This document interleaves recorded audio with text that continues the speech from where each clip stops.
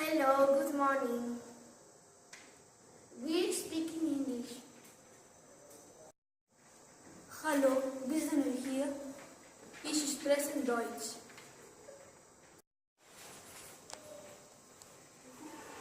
Hola, bom dia. Eu falo português. Bună dimineața, eu vorbesc română. Definimos el plurilingüismo con la presencia simultánea de dos o más lenguas en la competencia conmutativa de un individuo. Esta competencia se puede adquirir bien en el propio entorno cultural o bien en la escuela.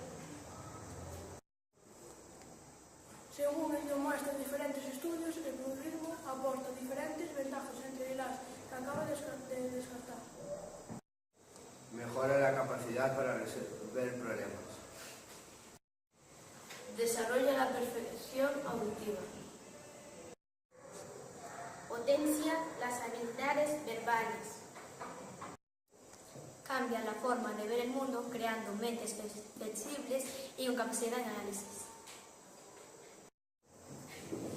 El dominio de los idiomas es imprescindible y clave en la formación, tanto para poder comunicarnos como para establecer cualquier tipo de relación laboral y mercantil.